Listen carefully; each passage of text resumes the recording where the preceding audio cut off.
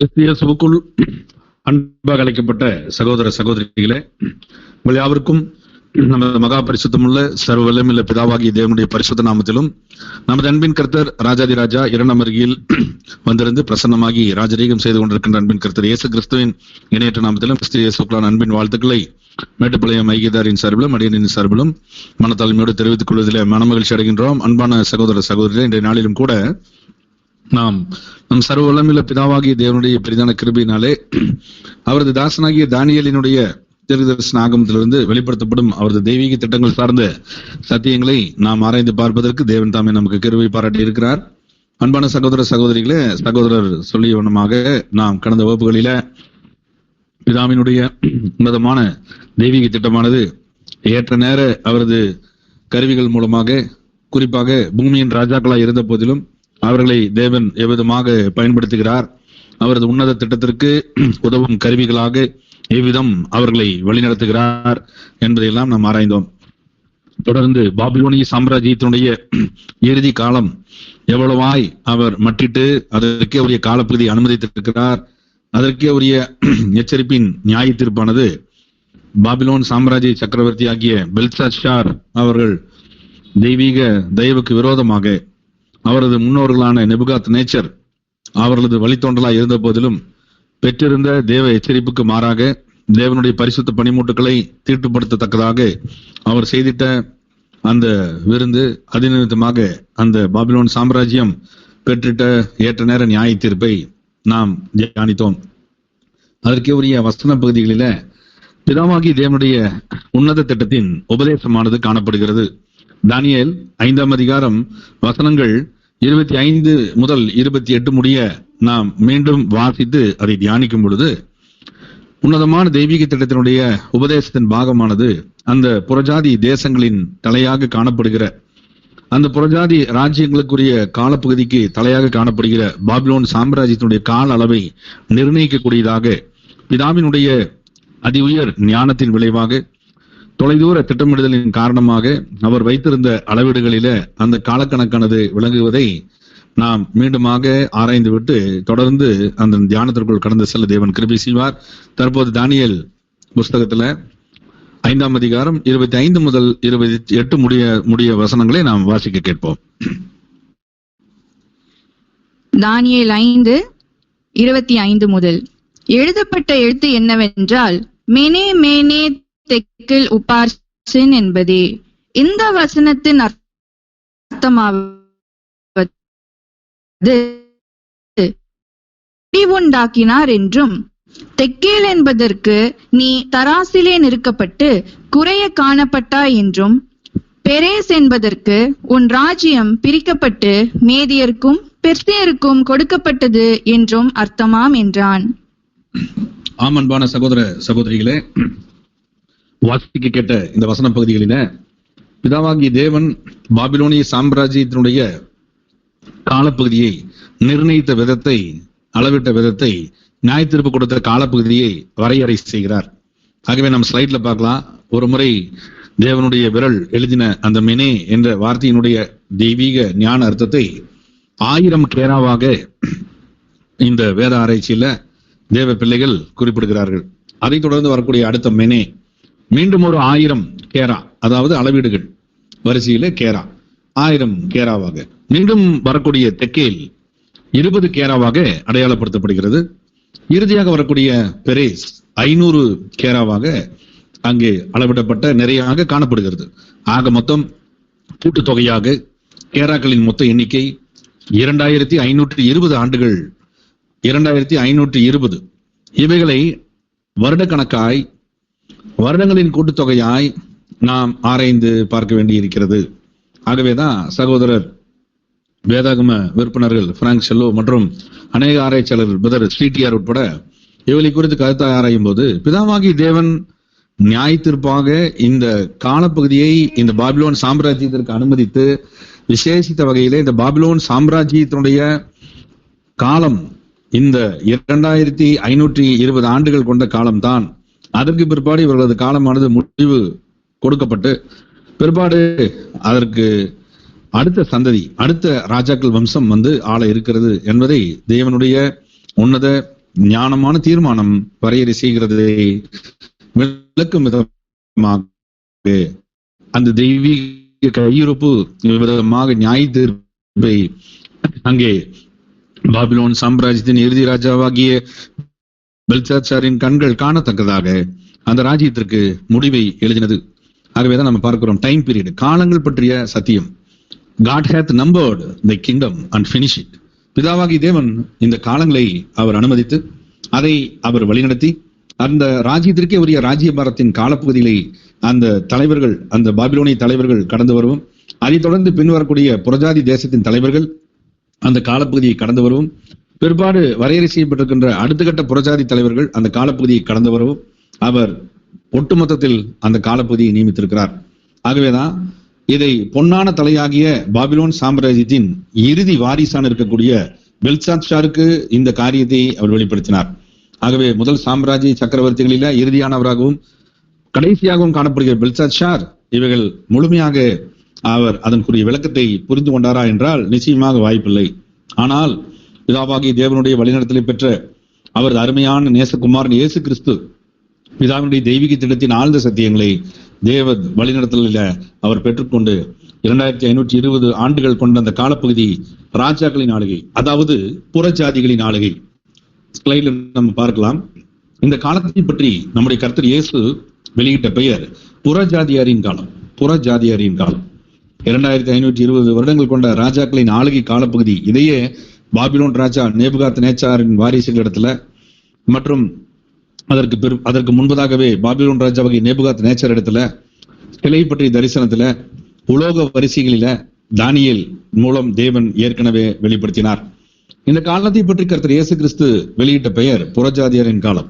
The times of the gentiles, the times of the gentiles, புறஜாதியாரின் காலம், புறஜாதியாருக்கே அனுமதிக்கப்பட்ட காலம். இந்த காலத்துல சர்வதேச அரசியலில, ஒட்டுமொத்த உலகளாவிய அரசியலில, அரசாட்சி முறையில புறஜாதிகள் தான் அவர்கள் மேலாதிக்க சக்தியாக, முழுமையான ஆளும் அதிகார வகுப்பினராக பிதாவாகிய தேவனால் அனுமதிக்கப்பட்டவர்கள். அதற்குள்ளாக யூதேயா தேசமும் இஸ்ரேல் தேசமும் உள்ளடக்கமாக இருக்கும் என்பது தெய்வீக திட்டத்தின் ஒரு பாகம். ஆகவே உபதேசம் சார்ந்த இந்த சத்தியங்களை பிதாவாகிய தேவனுடைய முன்னறிவு நிர்ணயித்தபடியே, தீர்மானித்தபடியே அவரது திருக்குமாரரும் மேசியாவுமாகிய கர்த்தர் இயேசு கிறிஸ்து அவர் முதலாம் வருகையின் போது அதை வெளியிட்டார், வெளிப்படுத்தினார், விவரித்தார். ஆமன்பானவர்களே, மேசியாவினுடைய அருமையான தெய்வீக குடும்பமாகிய அவர் அருமை திருச்சபைக்கு, ஆதி அப்போஸ்தலர்களுக்கு, அஸ்திவார கற்களுக்கு அவைகள் வெளிப்படுத்தப்பட்ட ஏற்றகால சத்தியங்களாக காணப்பட்டது. அதைத் தொடர்ந்து 7 காலகட்ட சபைகளுக்கும் அவர்கள் வாழ்ந்திட்ட காலங்களில ஆவிக்குரிய உணவாக இந்த புறஜாதியரின் காலமானது வைக்கப்பட்டிருக்கிறது. ஆகவே இந்த டைம்ஸ் ஆஃப் த ஜென்டைல்ஸ் என்று சொல்லப்படக்கூடிய புறஜாதியரின் காலம் எப்போது தொடங்கும்? அதற்கு அனுமதிக்கப்பட்ட முதல் அரசாங்கம் அங்கே பாபிலோனிய சாம்ராஜ்யம். அதைத் தொடர்ந்து வரக்கூடிய அரசாங்கம் மேதோ பெர்சிய அரசாங்கம். அதைத் தொடர்ந்து வரக்கூடிய அரசாங்கம் கிரேக்க அரசாங்கம்.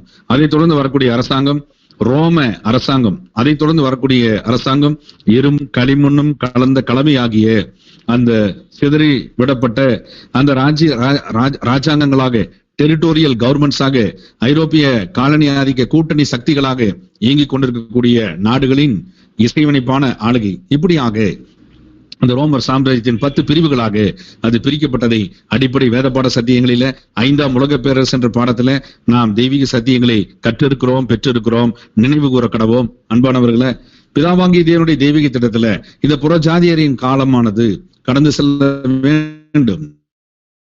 அதைத் தொடர்ந்து மனுஷர் கைகளால் பெயர்க்கப்படாத கல் அடையாளப்படுத்திடும் தெய்வீக ராஜ்யத்தினுடைய ஸ்தாபித வேலைகள், அதற்குரிய மிக முக்கியத்துவம் வாய்ந்த காரியங்கள் அனைத்தும் பிதாவாகி தேவன் அனுமதித்த திட்டத்தின்படியே அவைகள் இசைவாய் நடந்தேறும் என்பதை தானியேலின் தீர்க்க தரிசனத்துல, சிலை தரிசனத்துல நாம் ஏற்கனவே ஆராய்ந்தோம். தெய்வீக ஏற்ற நேர சத்தியங்களை ஏற்கனவே தேவன் வைத்திருக்கிற உணவுகளை நாம் உட்கொண்டோம். ஆமன்பானவர்களே, அப்படியானால் இந்த புறஜாதியரின் காலப்பகுதி 2520 வருடங்கள் கொண்ட காலப்பகுதி என்பதை மேசியாவின் தீர்க்க தரிசனமாகிய லூக்கா சுவிசேஷத்துல 21ஆம் அதிகாரம் 24ஆம் வசனத்துல நாம் வாசிக்க கேட்போம். பட்டய கருக்கினாலே விழுவார்கள், சகல புறஜாதியருக்குள்ளும் சிறைப்பட்டு போவார்கள். புறஜாதியாரின் காலம் நிறைவேறும் வரைக்கும் எருசலேம் புறஜாதியாரால் மிதிக்கப்படும். அன்பான சகோதர சகோதரிகளே, அன்பின் கர்த்தர் இயேசு கிறிஸ்து இந்த புறஜாதியரின் காலத்தை பற்றிய தெய்வீக தீர்க்க தரிசன விளக்கத்தை கொடுத்தார். பிதாவாகிய தேவனுடைய மாபெரும் சத்தியம் கர்த்தர் இயேசு கிறிஸ்துவின் மூலமாக அனைத்து பகுதிகளிலும் அனைத்து பாகங்களிலும் வெளிப்படுத்தப்பட்டிருக்கிறது. அவைகள் வேதாகமம் முழுக்க ஆதியாகமம் தொடங்கி வெளிப்படுத்தின விசேஷம் வரைக்கும் இசைவனைப்பாக வைக்கப்பட்டும் இருக்கிறது. ஆகவேதான் இந்த புறஜாதியாரின் காலத்தை பற்றிய மிக முக்கியத்துவம் வாய்ந்த வேத ஆராய்ச்சியில கர்த்தர் இயேசு மகாபெரிய தீர்க்கதரிசியாக, மாபெரும் தீர்க்கதரிசியாக நமக்கு துணை நின்று அந்த புறஜாதியரின் காலம் துவங்கும் காலப்பகுதியை குறித்ததான திறவுகோள்களை அவர் ஏற்கனவே கொடுத்தார். இந்த சத்திய வசனத்திலும் அதற்கே உரிய ஏற்ற நேர வெளிச்சத்தை விவரித்தார். ஆம், இந்த புறஜாதியரின் காலம் யூதேய தேசத்துல இங்கே இஸ்ரேலிய ராஜாக்கள் வரிசையில இருக்கக்கூடிய ராஜாக்கள், அதே நேரம் யூத ராஜாக்கள் வரிசையில இணையான காலத்துல சமகால அளவில் வாழ்ந்துட்ட ராஜாக்கள். அதிலும் குறிப்பாக யூதேய தேசத்து ராஜாக்களை தெய்வீக கணக்கீட்டின்படியே எடுத்துக்கொண்டமையானால் கடைசி ராஜா சிதேக்கியா. இந்த சிதேக்கியாவின் காலப்பகுதியில புறஜாதி ராஜாக்கள் அனுமதிக்கப்பட்டார்கள். அந்த ராஜ்யம் பொன்னான அந்த தலை, அதாவது பாபிலோனிய சாம்ராஜ்யத்தின் சக்கரவர்த்திகள் வரிசையில சக்கரவர்த்தியாகிய நேபுகாத் நேச்சரை தேவன் தனது ஊழியராக பயன்படுத்தினதை நாம் அறிவோம். அப்படிப்பட்ட அந்த நேபுகாத் நேச்சரை தேவன் யூதேய தேசத்தின் கடைசி துன்மார்க் அதிபதியாகிய சிதேக்கியாவின் காலத்திலே படையெடுக்க வைத்தார். ஏற்கனவே நேபுகாத் நேச்சர் படையெடுத்து வந்திருக்கிறார். ஆகவே அதை தொடர்ந்து மூன்றாவது முறையாக இறுதியாக நேபுகாத் நேச்சரை தேவன் படையெடுக்க வைத்து அனுமதித்து இந்த யூதேய தேசத்தின் அதிபதியை சிறைப்படுத்தி முற்றிலுமாக அந்த யூதேயாவை அவர் கைப்பற்றி அங்கு புறஜாதி ஆட்சியை ஸ்தாபித்த அந்த காலம் கிமு 606. கிமு 606 யூத ராஜா சிதேக்கியா சிறைபிடிப்பு. அவர் இறுதியாக கண்ட காட்சி பாபிலோன் சாம்ராஜ்யின் சக்கரவர்த்தி நேபுகாத் நேச்சருக்கு விரோதமாக அவர் கலகம் செய்தார். அவர் பாபிலோன் ராஜாவாகிய நேபுகாத் நேச்சரை தேவன் தான் அனுமதித்திருக்கிறார். ஆகவே தெய்வீக சத்தியங்களுக்கும் அவர் சார்ந்த திட்டங்களுக்கும் உண்மையாகவே ஒத்துழைப்பு கொடுத்து கீழ்ப்படிய வேண்டிய இருக்கிறது என்று எரேமியா தீர்க்கதரிசி நன்றாய் யூதேயாவிலும் இஸ்ராயேலிலும் விளக்கி சொல்லியிருந்த போதிலும் தேவனுடைய உண்மை தீர்க்கதரிசியான எரேமியாவை ஊழியம் செய்வதற்கு தடை விதித்து அவரை சிறைப்பிடித்து அவரால் கூறப்பட்ட நற்செய்தியை துர்ச்செய்தி என்று கபட நாடகமாக வஞ்சகமாக மற்றொரு மனதிலே இடம்பெற வைப்பதற்கு சிதேக்கியாவும் அவரது அநீதியின் கூட்டாளிகளும் பல்வேறு முயற்சிகளை மேற்கொண்டு அந்த ஊழியத்தை தடை செய்தனர். மாத்திரமல்ல, தெய்வீக சித்தம் அங்கு இஸ்ரேல் ஜனங்களுக்கு, குறிப்பாக யூதேய ஜனங்களுக்கு சென்று விடாதபடி அவர் துன்மார்க்க அதிபதியாகவே வாழ்ந்திட்டார். ஆகவேதான் துன்மார்க்கத்தின் வழியில் ஜீவித்ததினால் துன்மார்க்க அதிபதியே என்ற ஒரு நியாய தீர்ப்பின் வார்த்தையை சிதேக்கியா பெற்றதை நாம் ஏற்கனவே வசனங்களில பெற்றிருக்கிறோம். அன்பானவர்களே, அப்படிப்பட்ட இந்த சிதேக்கியாவுக்கு தீர்ப்பாக இறுதியில் அவர் பார்த்த காட்சி, அவர் கண்களுக்கு முன்பதாக அவரது சொந்த மகன்களே கொலை செய்யப்படும் இறுதி காட்சியை பாபிலோனிய சக்கரவர்த்தி ஆகிய நேபுகாத் நேச்சருடைய படை தளபதிகள் முன்னிலையில அது நடத்தி காண்பிக்கப்பட்டது. ஈவிரக்கமற்ற முறையில தனது சொந்த மகன்கள் தன் கண் முன்பதாக கொலை செய்யப்பட்ட அந்த இறுதி காட்சியை பார்த்த மறுவினாடி இந்த யூதேயாவினுடைய இறுதி ராஜா, அதாவது சிதேக்கியா, அவர் கண்கள் குருடாக்கப்பட்டன, பிடுங்கப்பட்டன. இறுதி வரைக்கும் அவர் அடிமை விலங்கிடப்பட்டு பாபிலோனிய சிறைச்சாலைகளில அவர் இருந்து தனது காலத்தை அவர் மரித்து போனார். இப்படியாக இறுதி யூதேய ராஜாவாகிய இந்த சிதேக்கியா அவர் முற்றிலுமான துன்மார்க்க அதிபதியாக இருந்து தேவனுக்கு விரோதமான காரியங்களை செய்திட்டதுனாலே அந்த தீர்ப்பை அவர் தேவ அனுமதியின் பேரிலே பெற்றார். காலம் கிமு 606. அந்த காலத்திலிருந்து இந்த புறஜாதியாரின் ஆளுகையானது வாக்குத்தத்தம் பண்ணப்பட்ட தேசமாகிய இஸ்ராயல் தேசத்துல தொடங்கிவிட்டது. அதன் பெயர்தான் புறஜாதியாரின் காலத்தின் ஆட்சி தொடங்கிவிட்டது. கர்த்தர் இயேசு குறிப்பிட்ட புறஜாதியாரின் காலம், டைம்ஸ் ஆஃப் தி ஜென்டைல்ஸ், தொடங்கி இருக்கிறது. அதன் காலம் தொடங்கிவிட்டது. ஆனால் அந்த காலப்பகுதி எவ்வளவு வருடங்கள் நீடிக்கும், அந்த நீட்சியை பற்றிய விளக்கம் எங்கே இருக்கிறது என்பதை பிதாவாகி தேவன் அவரது தாசனாகிய தானியேலின் மூலம் அவரது அருமையான தெய்வீக பிள்ளைகளுக்கு தீர்க்க தரிசன வகுப்பாருக்கு மற்றும் அவரது பயபக்திக்குரிய வகுப்பாருக்கு கற்றுக் கொடுத்தார். கர்த்தர் இயேசுவின் தலைமையிலே ஆராய்ந்த அவரது அருமையான பின்னடியார்கள், அதாவது ஆதி திருச்சபையின் பிள்ளைகளுக்கு இவைகளை கற்றுக் கொடுத்திருந்தார்.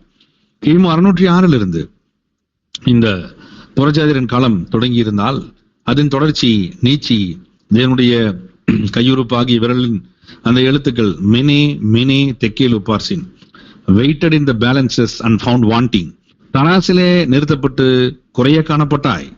பிதாவாகி தேவனுடைய நீதியின் அளவுகோல்களிலும் அன்பின் அளவுகோல்களிலும் எப்போதும் குறைய காணப்படுகின்ற இந்த ராஜாங்கங்கள் ஒவ்வொன்றாக ஒன்றன் பின் ஒன்றாக எழும் விழும் தோன்றும் மறையும்.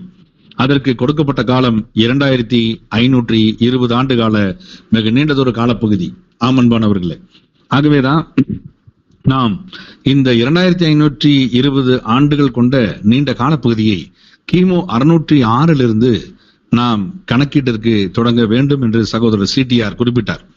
மாத்திரமல்ல, தெய்வீக பிள்ளைகள் ஏற்கனவே யூத தேசத்தினுடைய பிள்ளைகளும் கூட, அதற்கு உரிய யூத ஆராய்ச்சியாளர்களும் கூட இவைகளை கருத்தாய் கணக்கிட்டு வைத்திருக்கிறார்கள்.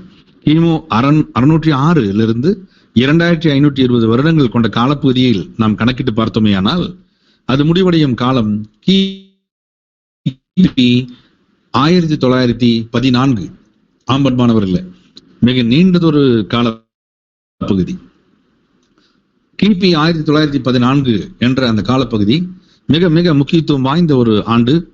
மீண்டும் ராஜ்யம், தெய்வீக ஆளுகை, தெய்வீக அதிகாரம் வாக்குத்தத்தம் பண்ணப்பட்ட இஸ்ராயல் தேசத்திற்கு கொடுக்கப்பட தேவன் அனுமதித்திட்ட காலப்பகுதி. அவ்விதமாகவே நடந்ததா என்றால் தெய்வீக திட்டத்தின்படி பார்க்கும்போது ஆச்சரியம், மகாபெரிய ஆச்சரியம். ஆனால் உண்மை நிஜத்தில் நடந்தது, நிஜமாகவே உண்மையில் நடந்தது. அதற்கே உரிய ஆயத்த ஏற்பாடுகளோடு 2ஆம் வரியில் பிரசன்னமாகி இருந்த கர்த்தராகி இயேசு கிறிஸ்துவின் தலைமையில, கண்ணுக்கு தெரியாத அவரது பிரசனத்துல, இன்விசிபிள் ரூலர்ஷிப் கிங்டத்துல, அவரது விசேஷித்த தெய்வீக ஆளுகை மற்றும் வல்லமை மூலமாக அவரது மனுஷீக கருவிகள் இஸ்ராயல் தேசத்திலே பயன்படுத்தப்பட்டார்கள். இஸ்ராயல் தேசத்திலே அந்த மனுஷீக கருவிகள் அங்கே பயன்படுத்தப்பட்டார்கள். அன்பான சகோதர சகோதரிகளே, அப்போது நாம் இந்த காரியங்களை பார்க்கும்போது பிதாவாகிய தேவனுடைய உன்னதமான தெய்வீக காலக்கணக்கு தீர்க்கதரிசனம் சார்ந்த அந்த சத்தியங்கள் ஏற்ற நேரத்திலே நிறைவேறும் பொருட்டாக கர்த்தராகி இயேசு கிறிஸ்துவின் தலைமையின் கீழாக கிபி 1914 அந்த காலப்பகுதிக்கு முன்பதாகவே இதற்கே உரிய ஏற்பாடு, அதாவது இஸ்ராயல் தேசத்தை வாக்குத்தத்தம் பண்ணப்பட்ட இஸ்ராயல் தேசத்தை ஆளுவதற்கு அவரது ஆபிரகாமிய வாக்குத்தத்தின்படியான மாம்சீக இஸ்ரேலருக்கே மீண்டுமான அனுமதி.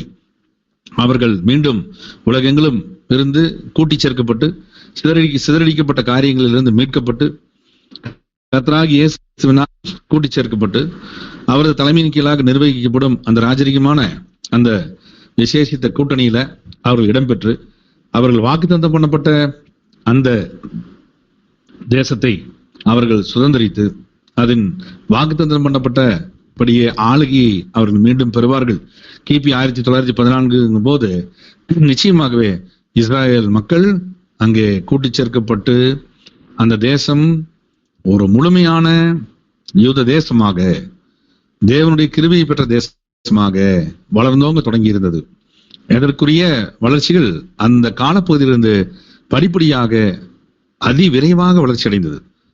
ஆமன்பானவர்களே, உலர்ந்த எலும்புகளின் பள்ளத்தாக்கு என்ற பாடத்திலும் கூட அந்த இஸ்ரேல் தேசத்தின் வளர்ச்சி எப்படியாக தேவ தயவுல ஸ்தீராக விரைவாக நம் ஞானத்திற்கும் எட்டாத வகையிலே அதி உயர் வளர்ச்சியாக அது இருந்தது என்பதை நாம் பார்க்கிறோம். The Valley of Dry Bones, உலர்ந்தெலும்பின் பள்ளத்தாக்கிலே எசேக்கியேல் தீர்க்கதரிசி தேவனுடைய திட்டத்தில் இஸ்ராயல் மக்களுக்கு இருந்த நம்பிக்கையெல்லாம் அற்றுப்போன நிலைமையிலிருந்து அவர் நம்பிக்கையூட்டி எவ்விதமாக இஸ்ராயல் ஜனங்களை அவர் ஒன்று கூட்டி பிதாவாகிய தேவனுடைய தயவின்படியே அவர்களுக்கு விசுவாசத்தை அளித்து அவர்களுக்கு உரிய தெய்வீக திட்டத்தின்படியான ஏற்பாடுகளை படிப்படியாக அளித்து மாம்சத்தை அளித்து நரம்புகளை அளித்து பிற்பாடு தோற்றத்தை அளித்து தோலை அளித்து இவர்களுக்கே உரிய ஆவிக்குரிய அடையாள பாஷையின் பொருள்களை எல்லாம் நாம் தேவ தயவுல கற்றிருக்கிறோம். இஸ்ராயல் தேசத்தினுடைய சீரான வளர்ச்சி அதன் மூலமாக ஒரு தேசமாக எழுந்து நின்று பிதாவாகி தேவன் அருளும் ஆவிக்காக காத்து நிற்கக்கூடிய இறுதிக்கட்ட நிலைமை, அதன் காட்சிகளை நாம் அந்த தீர்க்க தரிசன தெய்வீக திட்டத்தின் சார்பான பாடத்திலே நாம் பெற்றிருக்கிறோம். ஆகவே இவைகளை கொள்ளலாம். இப்படியாக இந்த புறஜாதியரின் காலமானது கிபி 1914 அங்கே விசேஷமாக முடிவுக்கு வந்து ஆபிரகாமின் சந்ததியாய் கூட்டப்பட்டிருக்கக்கூடிய அந்த சந்ததியார் தாங்களாகவே தங்களை ஆளுகை செய்வதற்கு தங்களது ஆட்சி அதிகாரத்தை ஆளும் தரப்பாக பிதாவாகிய தேவனுடைய தயவிலே கர்த்தர் இயேசுவின் தலைமையில அவர்களுக்கே உரிய ராஜ்ய பரிபாலனத்தை பெற்றுக்கொண்டனர். ஆம் அன்பான சகோதர சகோதரிகளே, இப்படியாக பிதாவாகிய தேவனுடைய தீர்க்க தரிசனங்கள் மற்றும் தேவனுடைய நியாய தீர்ப்பின் வார்த்தைகள் அந்த எழுத்தின் உறுப்புகள் ஒரு சிறு அளவில் ஆகிலும் தரையிலே விழுந்து போகுவதற்கு தேவன் ஒருபோதும் விடுவதில்லை. பிதாவாகிய தேவனே, நீர் மகா பெரியவர். நீர் சொல்லியிருக்கின்ற நியாயமான தீர்ப்புகளும் தெய்வீக சத்தியங்களும் தெய்வீக தீர்க்க தரிசனங்களும் தெய்வீக அடையாளங்களும் எவ்வளவு நேர்த்தியாய் காலங்கள் கடந்து சென்றாலும் தலைமுறைகள் கடந்து சென்றாலும் ஏற்ற நேரத்துல ஏற்ற காலத்துல நீர் குறித்தபடியே நிச்சயமாய் நிறைவேறி கொண்டிருக்கிறது என்பதை உமது பிள்ளைகளாய் இருக்கக்கூடிய லவோதிக்கியா சபையின் பாதங்கங்களாக அழைக்கப்பட்டிருக்கிற நாங்கள் காணும் பொழுது உண்மையாகவே நாங்கள் அனைவரும் இசைந்த ஆத்துமாக்களாய் ஒருவருக்கே மகிமையை ஏறெடுக்கின்றோம். உமது தெய்வீக வழிநடத்தலை தொடர்ந்து உமது தாசர்கள் மூலமாக, உமது தீர்க்கதரிசிகள் மூலமாக, உமது பிள்ளைகள் மூலமாக, உமது தெய்வீக திட்டத்தின் மூலம் விலக்கி வருகிற தயவுகளுக்கும் நாம் நன்றி செலுத்த வேண்டியவர்களாக இருக்கின்றோம். அன்பான சகோதர சகோதரிகளே, தொடர்ந்து இந்த விசேஷித்த நியாயமான தீர்ப்பை கொடுத்த எழுத்தின் கையிருப்பு பாபிலோன் சாம்ராஜ்யத்துடைய நியாயமான தீர்ப்பை அங்கே முதலாவது குறிப்பிட்டு இருக்கிறது என்பதை நாம் ஒருபோதும் மறந்துவிடக் கூடாது. இந்த புறஜாதியரின் காலப்பகுதியிலே ஒவ்வொரு கால ராஜ்யங்களுக்கும் ராஜ்ய பாரங்களுக்கும் உரிய காலப்பகுதிகள் அங்கே தேவனால் அனுமதிக்கப்பட்ட பிரகாரமாகவே அவர்கள் ஆளுகை செய்து கடந்து செல்ல வேண்டும். ஆகவே பாபிலோன் நேரடியான பாபிலோன், அந்த பாபிலோன் ஆளுகையானது ராஜாவாகிய நெபுகாத் நேச்சரின் பேரன், அந்த வரிசையில பெல்சாத்சார், அவர் முற்றிலுமாக கடந்து வந்த வரலாற்றை மறந்தவராக அவர் அந்த விருந்தை நடத்தி கொண்டிருந்தார். விருந்து நடந்த இரவுக்கு முன்பதாகவே அந்த பாபிலோனிய சாம்ராஜ்யத்தை வீழ்ச்சியடைய செய்வதற்கு உரிய ஏற்பாடுகளை தேவனுடைய அனுமதியின் பேரில மேதோ பெர்சியா ஆளுகை செய்த ராஜ்யங்களை ஆளுகை செய்த ராஜாக்கள், கோரேஸ், ஆங்கிலத்துல சைரஸ், மிகப்பெரிய அளவுல தேவ தயவை பெற்ற ஒரு தேவ மனுஷன், தேவனால் அபிஷேகம் பண்ணப்பட்டவர் என்ற ஏசாயா தீர்க்கதரிசியின் மூலமாக குறிப்பிடப்பட்டவர். அப்படிப்பட்ட இந்த சைரஸ் என்று சொல்லப்படக்கூடிய கோரேஸ் ராஜாவினுடைய ஆணைக்கிணங்க இந்த பாபிலோனிய சாம்ராஜ்யத்தை ஒருவராலும் வீழ்ச்சியடைய செய்ய முடியாது. காரணம், பாபிலோன் மகா நகரத்தை சுற்றி பிரமிக்கத்தக்க வகையில பிரம்மாண்டமான வகையில எழுப்பப்பட்டிருக்கின்ற மதில் சுவர்கள் மட்டுமல்ல, அந்த மதில் சுவரை அடைவதற்கு தடையாக காணப்படுகிற பிரம்மாண்ட நீர் அகழிகள், அதாவது யூப்ரட்டிஸ் என்ற சக்தி வாய்ந்த ஆறு பாபிலோன் சாம்ராஜ்யத்தின் மகா நகரமாகிய பாபிலோனை சுற்றிலுமாக சூழ்ந்து வருவதற்குரிய கேனல்ஸ் என்று சொல்லப்படக்கூடிய மிகப்பெரிய நீரோட்டங்களை அவர்கள் ஏற்கனவே உருவாக்கி அதை அந்த பட்டணத்தின் பாதுகாப்பாகவும் பட்டணத்தின் தன்னிகரற்ற பாதுகாப்பான அடையாளமாகவும் அகழிகளாகவும் மாற்றி அங்கே தனது சைனியங்களை, அதாவது இராணுவத்தை சுற்றிலுமாக கோட்டை கொத்தளங்களின் மீது நிறுத்தி வைத்து எதிரிப்படைகள் எந்த விதத்திலும் உள்ளே நுழையாதபடி மிகுந்த பாதுகாப்போடு பாதுகாக்கப்பட்டு கொண்டிருந்த பிரமிக்கத்தக்க ஒரு பாபிலோன் சாம்ராஜ்யத்தின் தலைநகர் பாபிலோன் மாநகர்.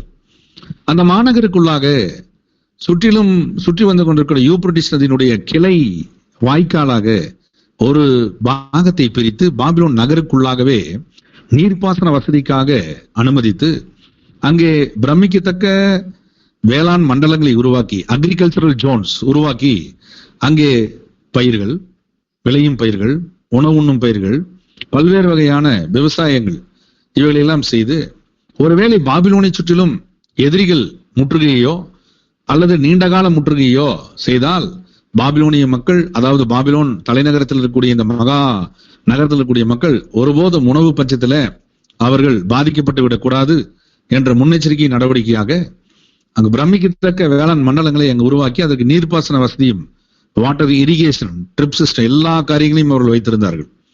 ஆகவே ஹேங்கிங் கார்டன் ஆஃப் பாபிலோன், பாபிலோனிய தொங்கு தோட்டம் என்ற பிரமிக்கத்தக்க அந்த விசித்திரமான அமைப்பையும் அவர்கள் உருவாக்கி வைத்திருந்ததை நாம் பார்க்கிறோம். அன்பானவர்கள், இப்படியாக பாபிலோன் ராஜாவாகிய நெபுகாத் நேச்சர் அதன் காரணமாகத்தான் சொன்னார், நான் கட்டின மகா பாபிலோன் அல்லவா என்ற தற்பெருமை மிகுந்த இருதயத்தின் சிந்தனையோடு அவர் வெளிப்படுத்தின வார்த்தைகள் இதன் காரணமாகவே. ஆகவே பாபிலோனிய கோட்டை கொத்தளங்கள் மீது சரித்திர ஆராய்ச்சியாளரும் உலகத்தின் வரலாற்று ஆசிரியர்களிலே மிகச்சிறந்தவர் என்று அனைவராலும் மதிக்கப்படத்தக்கவருமாகிய ஹெரடோட்டஸ் மற்றும் யூத ஆசிரியர்கள் சரித்திர ஆசிரியர் ஜோசபஸ் மற்றும் கிரேக் ஆசிரியர் ஜெனோபியஸ் இவர்கள் எல்லாம் கூறும்போது, அந்த மாபெரும் பிரமிக்கத்தக்க மதில்கள் கட்டப்பட்ட விதம் அனைத்து நாடுகளின் ராஜாக்களையும் பிரமிக்க வைத்தது. காரணம், அந்த மதில்கள் மீது 6 குதிரைகள் பூட்டப்பட்ட ரதங்கள், 6 குதிரைகள் போட்டப்பட்ட பிரமிக்கத்தக்க பிரம்மாண்ட ரதங்கள், 6 ரதங்கள் ஒரே நேரத்தில் அந்த கோட்டை கொத்தளங்களில் மதில் சுவரின் மீது பயணிக்கலாம். அவ்வளவு பிரம்மாண்டமான மதில் சுவர், அவ்வளவு பிரமிக்கத்தக்க மதில் சுவர். 50 மைல் சுற்றளவுக்கு மகா விஸ்தாரமாய் கட்டப்பட்ட அந்த கோட்டை கொத்தளம் 100 கதவுகள் வைக்கப்பட்டிருக்கிறது. வெண்கல கதவுகள், இரும்பு கதவுகள் என்று 2 உலோகங்களினால் மிக பாதுகாப்பாக வடிவமைக்கப்பட்டு எதிரிகள் எவராலும் உள்ளே நுழைய முடியாதபடிக்கு இராணுவ பாதுகாப்போடு, பலத்த பாதுகாப்போடு வைக்கப்பட்டிருக்கக்கூடிய கதவுகள். எந்த ஒரு எதிரியும், எந்த ஒரு எதிரி ராஜாவும் நினைத்து கூட பார்த்து விட முடியாத பாபிலோனுக்குள் உள்ளே நுழைவது என்பது. சரித்திர ஆசிரியர்கள் பிரமிக்கிறார்கள். இவ்வளவு பாதுகாப்பாக, இவ்வளவு முன்னெச்சரிக்கை நடவடிக்கையாக கட்டப்பட்ட ஒரே நகரம், உலகத்தின் ஒரே சாம்ராஜ்யத்தின் ஒரே நகரம் மகா பாபிலோன், தி கிரேட் பாபிலோன். ஆகவே இந்த பாபிலோன் அந்த கால உலக வர்த்தகத்தின் தலைநகராயிற்று. The greatest trade centre. நாம் இப்போது தற்போது இதை புரிந்து கொள்வது என்றால், இந்த காலத்துல நாம் வசிக்கும் நவீன அறிவியல் காலத்துல இப்போ ட்ரேட் சென்டர் பார்க்கும்போது அமெரிக்காவில் இருக்கக்கூடிய இரட்டை கோபுரங்கள் தகர்க்கப்பட்டதை நம்ம பார்க்கிறோம். Trade centre, world trade centre பார்க்கிறோம். எத்தனை உயர மாடி கட்டடங்கள் இருக்கிறது என்பதை நாம் அறிவோம். அப்படியாக மிகவும் ஒரு வசதி வாய்ப்பை பெற்ற செழிப்பான வர்த்தகத்தை வைத்திருக்கக்கூடிய நாடுகள் மத்தியில தான் இப்படி வர்த்தக தலைநகரங்களை உருவாக்குவார்கள். அப்படியாக பாபிலோன் சாம்ராஜ்யத்தின் வர்த்தகம் செழிப்புள்ளதாக அந்த காலத்திலே இருக்கக்கூடிய மற்ற பேரரசுகள், எகிப்திய பேரரசு, லீதிய பேரரசு, அதற்கு முன்பாக இருந்த சீரிய பேரரசு, அதை சுற்றிலும் இருக்கக்கூடிய பெர்சிய பேரரசு மற்றும் மேதிய பேரரசு மற்றும் இருக்கக்கூடிய சித்தியர்களின் பேரரசு மற்றும் இருக்கக்கூடிய மேற்கு பகுதி பேரரசு, வடக்கு பகுதி பேரரசு, இவர்கள் அனைத்து வர்த்தகங்களும் அந்த பாபிலோன் சாம்ராஜ்யத்திற்குள்ளாக அவர்களது அனுமதியோடு ட்ரேட் சென்டருக்குள்ள, வர்த்தக தலைநகரத்துக்குள்ள பேச்சுவார்த்தைகள், ஒப்பந்தங்கள் போடப்பட்டு பிரசித்தி பெற்ற ஒரு தலைநகராகவும் விளங்கிற்று.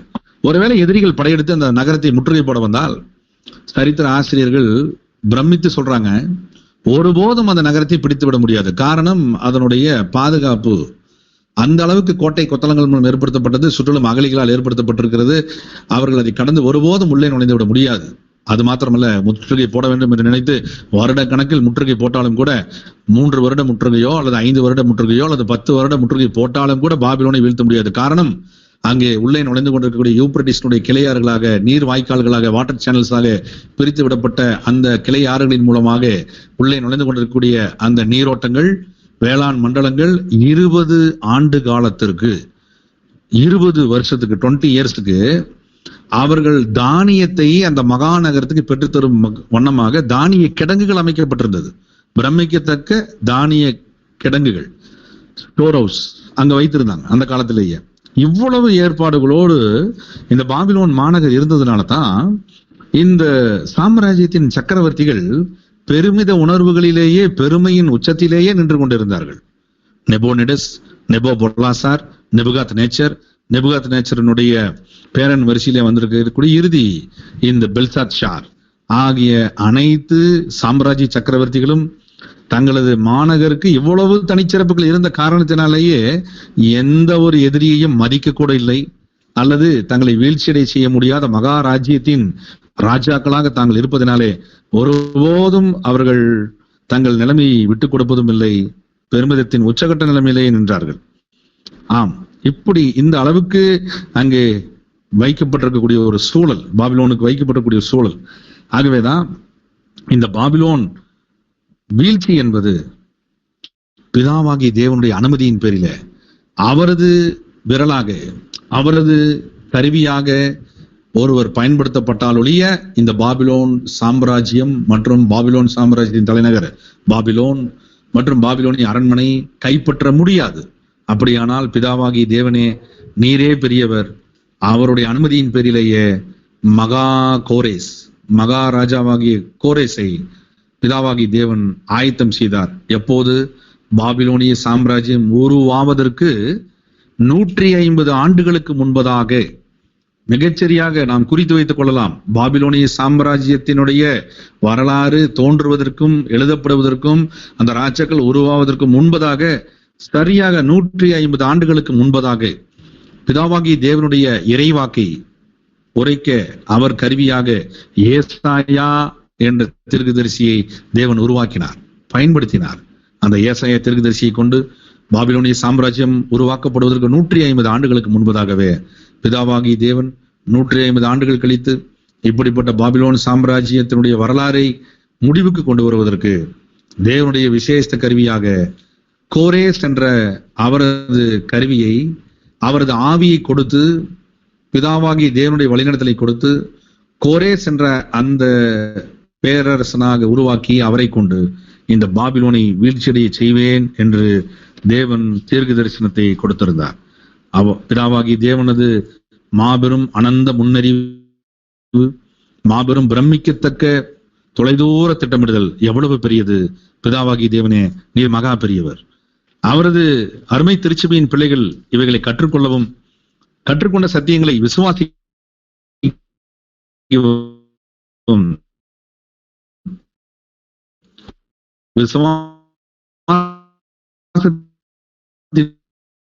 லவோதிக்கிய கால திருச்சபைக்கு அவருடைய ஏற்ற நேர சத்தியங்களாக இந்த சத்தியங்களை கர்த்தர் இயேசு கொடுத்து கொண்டிருக்கிறார். ஆகவே அன்பான சகோதர சகோதரிகளே, கோரேஸ் ஒரு சாதாரணமான கதாபாத்திரம் அல்ல. ஆங்கிலத்தில் சைரஸ் பிதாவாகி தேவனால் முன் திட்டமிடப்பட்டவர், முன் குறிக்கப்பட்டவர். பிதாவாகி தேவனுடைய ஆச்சரியமான ஆலோசனையை செயல்படுத்தக்கூடிய அதிநவீன ஆற்றல்களை கொண்ட விசேஷித்த கருவியாக இந்த கோரேஸ் செயல்பட்டார். இந்த கோரேஸ் யாரை அடையாளப்படுத்துகிறார் என்பதை நாம் பார்க்கும் பொழுது, பிதாவாகிய தேவனுடைய திட்டங்களுக்கு ஆதியும், பிதாவாகிய தேவனுடைய தெய்வீக திட்டங்களுக்கு செயல்பாட்டாளருமா இருக்கக்கூடிய, ரட்சிப்பின் பணியை தனது பெயரில் தாங்கி நிற்கக்கூடிய இரட்சகர் இயேசுவை அடையாளப்படுத்துகிறார். ஆம் அன்பான சகோதர சகோதரிகளே, கிழக்கின் ராஜா. ஆகவே கோரேஸ் ராஜாவுக்கு அந்த காலத்திலே வைக்கப்பட்ட முதல் பெயர் சைரஸ் தி கிரேட். ஆம், உலகத்தின் மாபெரும் சக்கரவர்த்தி கோரேஸ் என்றே மீதிய கல்வெட்டுகளில, பெருசிய கல்வெட்டுகளில குறிப்பிடப்பட்டிருக்கிறது. ஆம், சைரஸ் தி கிரேட். ஆம் அன்பானவர்களே, நாம் இந்த ராஜா கர்த்தர் இயேசு கிறிஸ்துவுக்கு முன்னடையாளமான கதாபாத்திரமாக பிதாவாகி தேவன் பயன்படுத்தினார். ஒரு கட்டத்தில் இந்த சைரஸ் என்ற இந்த மாபெரும் மன்னன் மூலமாக, கோரேஸ் மன்னன் மூலமாக பிதாவாகி தேவன் அனுமதித்த அனுமதிப்புகளை கண்டு, யூதருக்கு செய்திருக்கிற நன்மைகளை கண்டு யூதர்கள் பயபக்தி உள்ளவர்கள் மற்றும் அவர்கள் இந்த சைரஸ்னாலே நன்மை பெற்றவர்கள் இப்படி கூட நினைத்தது உண்டாம். உலக வரலாற்றாசிரியர்கள் வியக்கிறார்கள். என்னவென்றால், இவர்தான் புறஜாதிகளிலிருந்து ஒருவேளை தங்களுடைய விடுதலைக்கென்று தேவனால் ஏற்படுத்தப்பட்ட ரகசிய மேசியாவாக இருக்குமோ என்று சைரஸை குறித்து அந்த காலகட்டங்களிலே நினைத்திட்ட யூதர்களும் உண்டு என்று வரலாற்றாசிரியர்கள் வரலாற்றின் பக்கங்களில அவர்கள் வந்திருக்கக்கூடிய செய்திகளை பதிவிடுகிறார்கள். ஆனால் உண்மையில் அப்படி அல்ல. அவர்களது எண்ணங்கள் அப்படியாக இருந்திருக்கிறது அந்த காலகட்டங்களில். அந்த அளவுக்கு யூதர்களுக்கு, அதாவது ஆபிரகாமின் மாம்சீக சந்ததிக்கு பிதாவாகி தேவனுடைய கருவியாக இருந்த கோரேஸ் என்ற மாமன்னன் உதவியாக, வழிகாட்டியாக, அவர்களுடைய நலம் விரும்பியாக, தேவனுடைய செயல்களை செய்யும் அற்புத கதாபாத்திரமாக தன்னையே அவர் ஒப்பு கொடுத்திருக்கிறார், செயல்பட்டு இருக்கிறார்.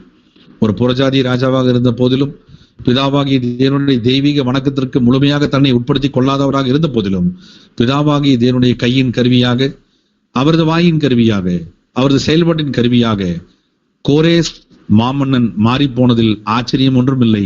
பிதாவாகிய தேவன் மகா பெரியவர், அவர் நினைக்க ஆகும், அவர் கட்டளையிட நிற்கும், அவர் சொல்ல ஆகும், அவர் செயல்பட சொல்ல அனைத்தும் முடியும் என்பதை லவோதிகியா சபையின் கால பிள்ளைகள் நாம் அறிந்திருக்கிறோம், விசுவாசித்துக் கொண்டிருக்கிறோம்.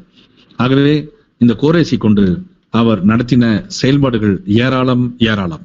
அன்பானவர்களே, இதற்கே உரிய நேரடியான வரலாற்று ரீதியிலான வேதாகம வரலாற்று ரீதியிலான நிகழ்வுகளை நாம் தற்போது ஆராய்ந்து கொண்டிருக்கிறோம். இதற்கே உரிய பொருளான சத்தியங்கள் எவ்விதத்தில் அமைந்திருக்கிறது என்ற சத்தியத்தின் மறுபக்கத்தில் நாம் கடந்து செல்லும் பொழுது, அந்த விருது நடந்த இரவிலே நடந்துட்டது என்ன?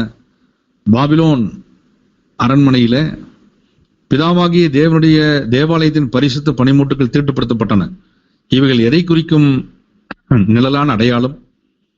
பெயர் கிறிஸ்தவ மண்டலம் பிதாவாகிய தேவனுடைய பரிசுத்த சத்தியங்களை, பிதாவாகிய தேவனுடைய பரிசுத்த பாத்திரங்களாய் கொடுக்கப்பட்ட அந்த உன்னதமான சத்தியங்களை, உபதேசங்களை தீட்டுப்படுத்தி கள்ள உபதேச கூட்டணியை ஏற்படுத்தி கொண்டு பிதாவாகிய தேவன் ஒன்றான மெய்தேவ வணக்கத்தை கொடுத்தார். அவர்களோ நிசையா விசுவாச பிரமாணத்திற்கு உட்பட்டு அதைத் தொடர்ந்து அவர்கள் 3 தேவர்கள் என்ற கள்ள உபதேசங்களையும் மற்றும் பெண் தெய்வ வணக்கம் என்ற வகையில மற்றும் கள்ள உபதேசங்களையும் மற்றும் அவர்கள் கேண்டி சிஸ்டம் என்ற விதத்துல பல்வேறு புறஜாதி பழக்க வழக்கங்கள், கலாச்சாரங்கள், கலாச்சார பின்னணிகள் மற்றும் சாக்கிரமந்துகள் என்ற பெயரில போலியான ஒழுங்குகள், மனுஷருடைய வீணான கற்பனைகள் கலந்த கலவைகளை அவர்கள் சபைகளிலே நுழைத்து அதை பெயரளவிலான கிறிஸ்தவ மண்டலமாக நீர்த்து போகச் செய்தார்கள். எவ்வளவு பெரிய தாக்குதல் உண்மை கிறிஸ்தவத்தின் மீது, ஆதிகால சபையின் மீது தொடுக்கப்பட்டது. அந்த சபை மறுல விலை செய்யக்கூடிய அளவில் கள்ள உபதேச கூட்டணி வலுப்பெற்றது. ஆகவே அந்த பெல்சாட்சார் நடந்த இரவிலே நடத்தின அந்த விருந்து தீட்டுப்படுத்தப்பட்ட ஆத்துமாக்களாய் அவர்கள் முழுமையாக களியாட்டுக்களிலே இருந்தார்கள். ஆமன்பனவர்களே, பிதாவாகிய தேவனுடைய எச்சரிப்பை ஏற்கனவே அறிந்திருந்த போதிலும் அதை உதாசீனப்படுத்தி அக்கறையற்று கவலையற்று விசுவாச குறைச்சலை காட்டி இந்த பெயர் கிறிஸ்தவ மண்டலத்தினுடைய முன்னணியில் இருக்கக்கூடிய வழிகாட்டும் போதகர்கள், அவர்களை ஆளும் மத ரீதியிலான ஆளும் அதிபர்கள் இவ்விதமான விலகுக்கு ஒட்டுமொத்த சபையை வழிநடத்தினார்கள். ஆகவே அதே போல இந்த பெல்சாத்சார் இங்கே நேரடியாகவே பாபிலோன் அரண்மனையில தீட்டுப்படுத்தப்பட்ட அனைத்து செயல்பாடுகளையும் அவர் செய்து மெய்தேவ வணக்கத்திற்கு எதிரானவராய் மாறி போனார். ஆகவே இதற்கே உரிய தண்டனை, இதற்கே உரிய நியாயமான தீர்ப்பு பிதாவாகிய தேவனுடைய விசேஷித்த விரலுறுப்பு எழுதின பிரகாரமாக ஏற்கனவே தொடங்கி இருந்தது. பிதாவாகிய தேவனால் முன்குறிக்கப்பட்ட மேதோ பெர்சிய ராஜ்யபாரத்தின் அதி உயர் தலைவரான கோரேஸ் மாமன்னன் பல மாதங்களுக்கு முன்பதாகவே அதற்கே உரிய திட்டமிடுதலை தொடங்கி அதற்கே உரிய படை தளபதிகளுக்கு அனுமதி கொடுத்து அந்த பாபிலோனிய பிரமிக்கத்தக்க கோட்டையை பிடிக்கக்கூடிய வார் ஸ்ட்ராட்டஜி, யுத்த போரியல் நிபுணத்துவம் வாரியல் ஸ்ட்ராட்டஜியை அவருக்கு கற்றுக் கொடுத்தார். கோரேஸ் மாமன்னனுடைய போரியல் யுக்திகள் இன்றளவும் போர்க்கள படைகளுக்கு பெர்சியா தேசம் என்று அழைக்கப்படக்கூடிய தற்போதைய ஈரான் மற்றும் ஈராக் அந்த பகுதியில இருக்கக்கூடிய அவர்களது வழித்தோன்றல்கள் பழங்குடியினராய் மாறி போயிருந்தாங்க. அவங்களுடைய வழித்தோன்றல்கள் இன்றளவும் இந்த கோரேஸ் மாமன்னனை அவர்களது மொழியிலே புகழ்ந்து நாட்டுப்புற பாடல்கள் இன்றளவும் இருக்கிறது. அவரது போர் யுக்தி, அவர்கள் 2520 வருடங்கள் காலம் கடந்து விட்டது. 1914 வரைக்கும், 1914 இப்ப 2014 வரும்போது 100 வருஷம் இன்னும் எக்ஸ்ட்ராவா ஆயிருக்கு. அதற்கப்புறமே இப்ப 2026 ஆயிடுச்சு. இன்றளவும் கோரேஸ் மாமன்னனுடைய கல்லறை அங்கே இருக்கிறது. ஆமன்பானவர்களே, எவ்வளவு ஆச்சரியம் பாருங்கள். கோரேஸ் பிதாவாகிய தேவனுடைய கருவி, பிதாவாகிய தேவனால் அனுமதிக்கப்பட்ட ஒரு நினைவு சின்னம், the greatest monument in Persia, now present Iran. அன்பானவர்களே, இப்படியாக இந்த கோரேஸ் இன்றளவும் பேசப்படக்கூடிய அளவில் தேவனால் பயன்படுத்தப்பட்ட கருவியாகவே அவர் வாழ்ந்து கொண்டிருக்கிறார். ஆகவே இந்த கோரேஸ் மாமன்னன் அந்த காலத்துல அவரது முன் யோசனை, பிதாவாகிய தேவன் அருளின அந்த அபிஷேகத்தின் விளைவாக ஏனென்றால் ஏசாயா தீர்க்கதரிசி கோரேசை தேவன் அபிஷேகித்து வழிநடத்தினதை குறிப்பிடுகிறார். ஏசாயா 45ஆம் அதிகாரத்துல பிற்பாடு நம்ம வாசிக்க இருக்கிறோம் அந்த வசன பகுதிகளை எல்லாம்.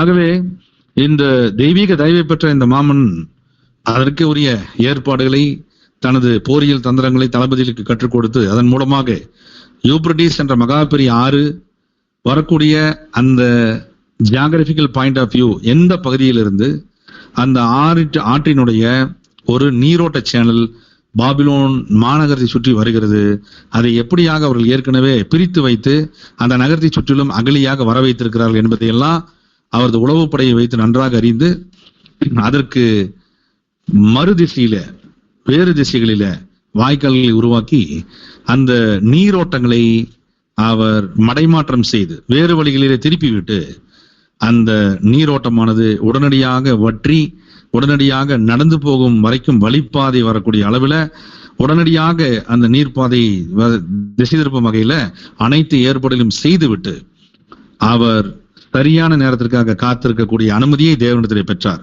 விருந்து தொடங்கியது. விருந்து தொடங்கும் போதே நீர் வற்றின அந்த வாய்க்கால்கள் முன்னதாகவே அதற்கு செய்யப்பட்ட ஏற்பாடுகள் மூலமாக வெற்றிகரமான இந்த பெர்சிய படை உள்ளே மேதியர்கள் உதவியோடு உள்ளே நுழைந்தது. ஆற்றின் வழிப்பாதையில வெண்கல கதவுகளை அவர்கள் தள்ளிவிட்டு இருப்பு தாழ்பால்களை அவர்கள் அகற்றிவிட்டு அரண்மனைக்குள் வெற்றிகரமான ராஜரீக நடையிட்டு அங்கே போதை மயக்கத்திலே ஆழ்ந்திருக்கக்கூடிய இந்த பெல்சாத்சாரியும் அவரது இராணுவ தளபதிகளையும் அதி உயர் பதவிகளின் அதிகாரிகளையும் சிறைபிடித்து அவர்கள் போரின்றி ரத்தம் சிந்துதலின்றி அவர்களை பிடித்து அவர்களை முற்றிலுமாக அழிக்கக்கூடிய வகையில அந்த நியாயமான தீர்ப்பு அமைந்துட்டது. இந்த நேரடியான அழிவு ஒரு மிகப்பெரிய வீழ்ச்சி. பாபிலோனிய சாம்ராஜ்யத்தின் பெருமைக்கு பாபிலோனிய சாம்ராஜ்ய சக்கரவர்த்திகள் கொண்டிருந்த அகந்தைக்கும் தேவன் கொடுத்திட்ட மிக எதிரான ஒரு பிரமிக்கத்தக்க விசித்திரமான தீர்ப்பு. இதே போலதான் அடையாளமாய் சொல்லப்படுகிற மிஸ்டிக் பாபிலோன் என்று சொல்லப்படக்கூடிய அடையாள பாபிலோன் மிகப்பெரிய அளவிலே உலக ராஜாக்கள் மத்தியிலே செல்வாக்கு செலுத்திக் கொண்டிருக்கக்கூடிய மகா பெரிய பாபிலோன். அந்த பாபிலோன் ராஜஸ்திரியாய் வீற்றிருக்கிறது என்று வெளிப்படுத்தின விசேஷத்துல தேவனுடைய தாசனாகிய தேவனுடைய அப்போஸ்தல பிள்ளையாகிய யோவான் அவர்களுக்கு பிதாவாகிய தேவனுடைய தூதன் வெளிப்படுத்தின சத்தியத்துல வெளிப்படுத்தி இருக்கிறார்.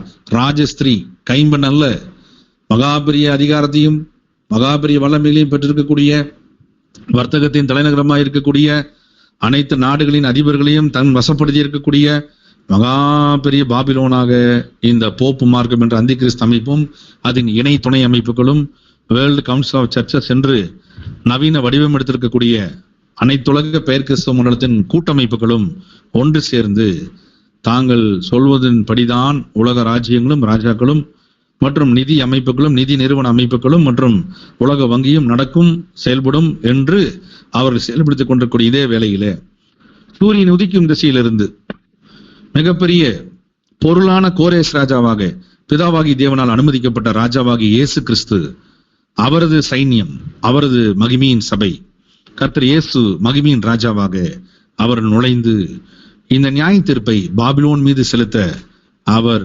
விசேஷித்தவராய் செயல்பட தொடங்கி இருக்கிறார்.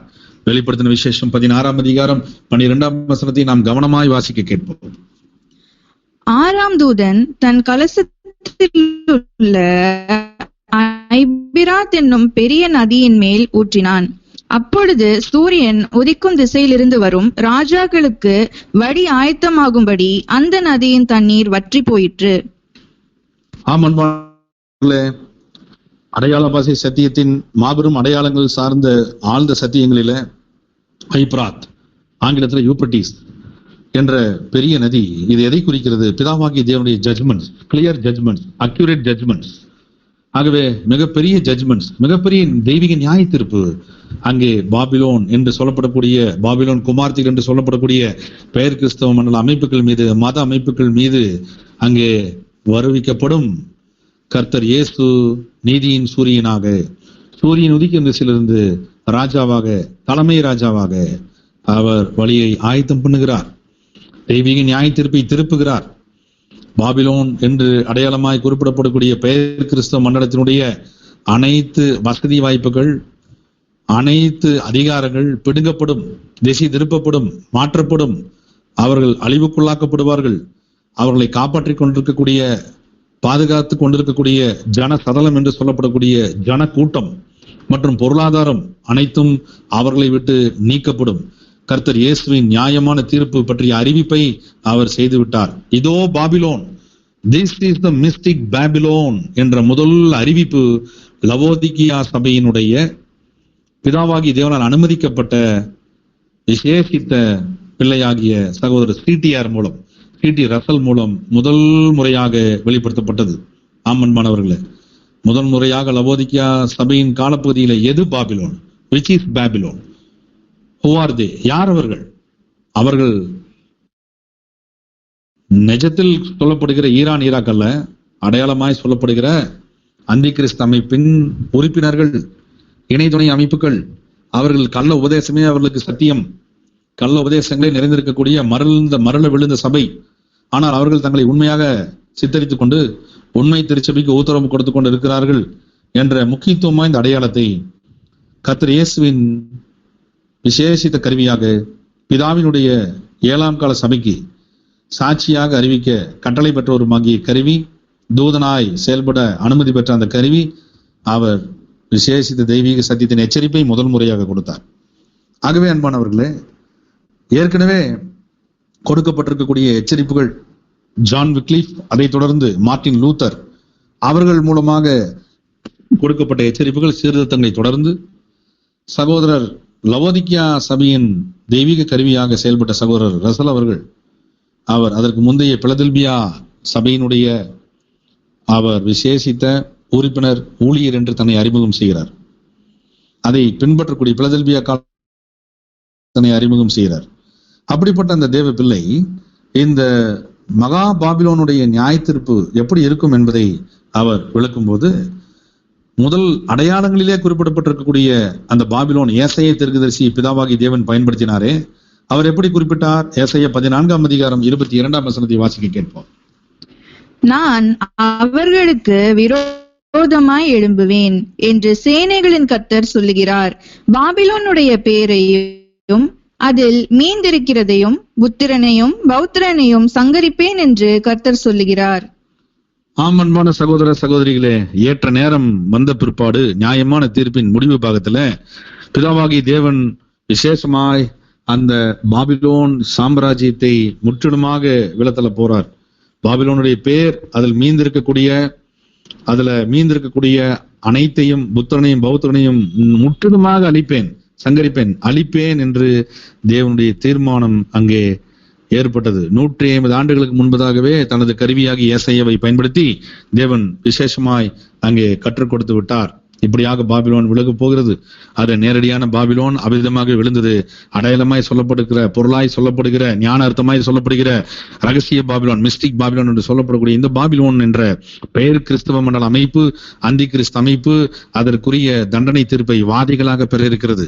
வெளிப்படுத்தின விசேஷம் 18ஆம் அதிகாரம் 8ஆம் வசனத்துல அந்த வாதிகளை வாசிக்க கேட்போம். ஆகையால் அவளுக்கு வரும் வாதைகளாகிய சாவும் துக்கமும் பஞ்சமும் ஒரே நாளிலே வரும். அவள் அக்கினியினாலே சுட்டரிக்கப்படுவாள். அவளுக்கு நியாய தீர்ப்பு கொடுக்கும் தேவனாகிய கர்த்தர் வல்லமை உள்ளவர். ஆமன்பான சகோதர சகோதரிகளே, வெளிப்படுத்தின விசேஷம் 18ஆம் அதிகாரம் 8ஆம் வசனத்துல பிதாவாகிய தேவனுடைய அந்த விசேஷித்த தீர்ப்பு இப்படிப்பட்ட கோணங்களிலே வருகிறது. சாவு, துக்கமாக, பஞ்சமாக, எதிர்பாராத அந்த ஒரே நாளிலே, ஒரே காலப்பகுதியிலே இசைவனைப்பாக வந்து விடும். அவள் அக்கினியிலே, தேவனுடைய நியாயமான தீர்ப்பிலே சுட்டரிக்கப்படுகிற அந்த கொடூரமான தண்டனைகளை, அதாவது தேவ தயவை இழக்கக்கூடிய, தேவனுடைய ஆசீர்வாதத்தை இழக்கக்கூடிய பெயரளவிலான கிறிஸ்துவ மண்டலமாக தள்ளிவிடப்படும். பிதாவாகிய தேவனே நியாய தீர்ப்பு கொடுப்பவர். கர்த்தர் இயேசுவின் தலைமையில அவர் வல்லமையுள்ள நியாய தீர்ப்பை வல்லமையுள்ள தேவனாகிய இயேசு கிறிஸ்துவின் மூலமாக கொடுப்பார். ஆகவே இப்படிப்பட்ட அந்தி கிறிஸ்து அமைப்பு அங்கே முற்றிலுமாக நீக்கப்பட்டு அங்கே பாபிலோன் விழுந்தது. பாபிலோனுக்கு வரக்கூடிய சாபம், துக்கமும், பஞ்சமும் ஒரே நாளில் அங்கே வந்தது என்பது அங்கே நிறைவேறும். பாபிலோனை நம்பி இருக்கக்கூடிய ஜன கூட்டங்கள், லட்சக்கணக்கான கோடிக்கணக்கான கூட்டங்கள் மிகப்பெரிய அளவிலே பின்னடைவை சந்தித்து ஓடிவிடுவார்கள். விசுவாசத்தை விட்டு மரள விடுவார்கள். அந்த சபைகளுக்கே உரிய விசுவாசத்தை விட்டு அவர்கள் பாபிலோனுக்கு செல்வதை நிறுத்தி விடுவார்கள். ஆகவே எப்பேற்பட்ட வீழ்ச்சியை பாபிலோன் சந்திக்க இருக்கிறது. மகிமையின் கர்த்தர் இயேசு பாபிலோனை வீழ்த்துகிறார். நிழலான காலங்களில, முன்னதான காலங்களில கோரேஸ் தலைமையில பெர்சியா மற்றும் மேதியா கூட்டணி அரசுகள், 2 அரசுகளின் தலைமை அதிபர் கோரேஸ். அதற்கு துணை அதிபராக இருந்தவர் தான் மேதியனாகிய தரியு, ஆங்கிலத்துல டாரியஸ். அவரை குறித்து நம்ம அடுத்த அதிகாரத்துல நம்ம தியானிக்க போறோம். அன்பானவர்களே, இப்படியாக இந்த பிதாவாகிய தேவனுடைய விசேஷ கருவியாக இந்த சைரஸ் மாமன்னன் பயன்படுத்தப்படுகிற காரியம், அவரது பிறப்பின் வர்த்தமானம், அதன் பின்னணி காரியத்தையும் அடுத்த வகுப்புல கூட பிதாவாகிய தேவன் அனுமதிக்கிற சுவாரஸ்யமான வரலாற்று சத்தியங்களிலிருந்தும் நாம் கற்றுக்கொள்ள இருக்கிறோம். ஆகவே இந்த கோரேஸ் தலைமையில பாபிலோன் வீழ்த்தப்பட்டது. அதே நேரத்தில் மகிமையின் கர்த்தர் இயேசு கிறிஸ்துவின் தலைமையில இங்கே பெயரளவிலான பெயர் கிறிஸ்துவ மண்டலத்தை அடையாளப்படுத்தும் பாபிலோனை பிதாவாகிய தேவன் வீழ்த்துகிறார் கர்த்தர் இயேசுவின் தலைமையில. ஆகவே அன்பான சகோதர சகோதரிகளே, நாம் பிதாவாகிய தேவனுடைய விசேஷித்த தெய்வீக சட்டத்திற்குள்ளாக கர்த்தர் இயேசு கிறிஸ்துவின் தலைமையிலே அழைக்கப்பட்டிருக்கிறோம். நாம் பாபிலோனிலிருந்து முற்றிலுமாக விடுதலையாக வேண்டும். பாபிலோன் மத்தியில் குடியிருக்கிற சீயோனே, உன்னை விடுவித்துக்கொள்.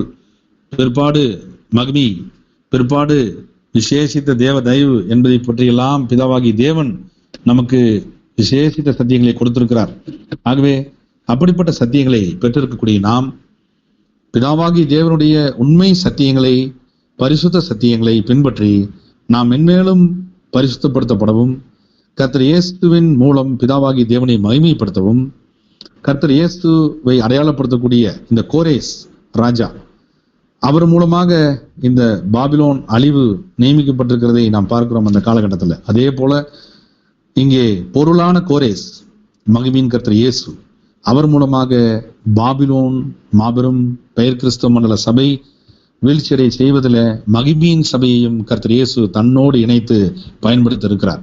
ஆகவே மாம்சத்தில் மீதமுள்ள சபைக்கே உரிய அழைப்பிற்குள்ளாக அழைக்கப்பட்டிருக்கிற நாம் மிகுந்த கவனத்தோடு கர்த்தர் இயேசுவின் மூலம் அளிக்கப்படும் ஏற்றகால உணவுகளை பெற்று அதை உட்கொண்டு விசுவாசித்து அதற்கே உரிய கிரியைகளை நம் ஜீவியத்திலே செய்து முழுமையான அர்ப்பணிப்பு என்ற பிதாவின் சித்தத்தை நிறைவேற்றிட நாம் முன்வர வேண்டும். ஆம் அன்பானவர்களே, இந்த மாபெரும் கோரேஸ் ராஜாவின் நிர்வாக ஆளுகை பிரதிநிதியாக தரியுவை அனுமதித்ததாக சகோதரர் சிடிஆர் குறிப்பிட்டார்.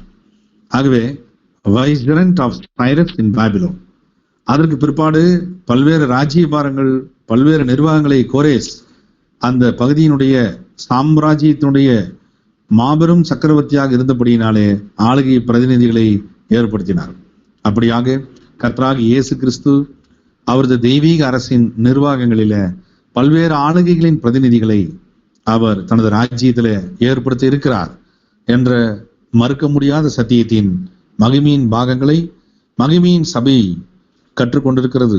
மாம்சத்தில் இருக்கக்கூடிய சபைக்கே ஒரு அழைப்பில் இருக்கக்கூடிய நாம் கர்த்தராகிய இயேசு 2ஆம் வருகையிலே வந்திருந்து அவர் செய்து கொண்டிருக்கக்கூடிய செயல்பாடுகளை நாம் விசுவாசிப்போம்.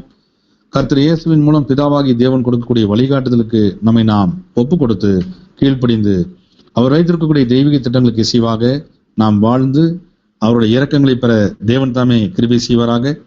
நாம் இன்றைய நாளினுடைய சத்திய பாகத்தை நேரத்தை கருதி நாம் முடிவுக்கு கொண்டு வருகிறோம்.